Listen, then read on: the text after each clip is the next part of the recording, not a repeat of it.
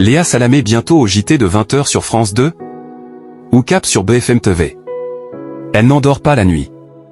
La présentatrice de quelle époque?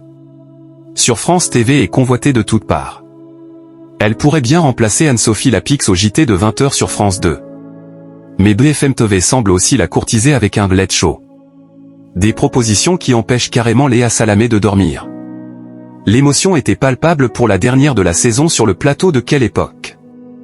Avec Léa Salamé ce samedi 14 juin. Et pour cause. En fonction des choix de la présentatrice, il se pourrait bien qu'il s'agisse non seulement de la dernière de la saison, mais aussi de la dernière tout court, si cette dernière venait à dire oui à la proposition faite par BFM TV, comme le dévoilent nos confrères du Parisien. Une offre en or venue de BFM TV. En effet, selon leurs informations, la chaîne d'infos en continu lui aurait déroulé le tapis rouge avec un late show quotidien clé en main pour la présentatrice. Si un proche de Léa Salamé a néanmoins confié qu'elle avait décliné l'offre, l'enquête de nos confrères indique que cette proposition a bel et bien été prise très au sérieux par France Télévisions, qui a décidé de réagir sans tarder. À France Télévisions, on a compris que l'hypothèse BFM TV était sérieuse. Si on se veut serein, on n'en a pas moins fait plusieurs propositions alléchantes à l'animatrice, car sa place est sur le service public, a confirmé un cadre du groupe. Le 20h pour succéder à Anne-Sophie Lapix, et toujours selon les informations du Parisien, ce serait bien le fauteuil du 20h qui lui aurait été proposé, sans que l'on sache encore s'il s'agit de celui de la semaine ou du week-end.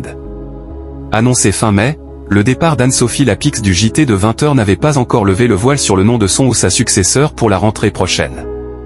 Léa Salamé pourrait donc être une candidate sérieuse.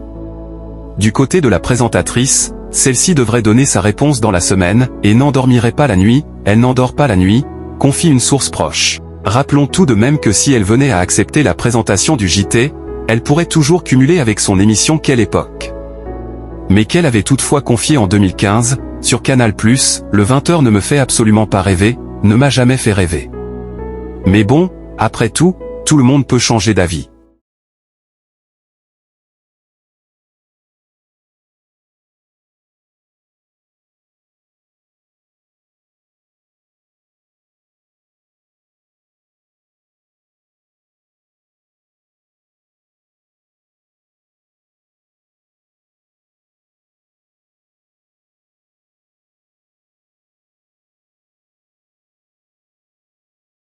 La saison a été très performante en audience, avec 1,20 million de personnes en moyenne sur l'ensemble de la saison, soit 20,1% de part de marché auprès des 4 ans et plus.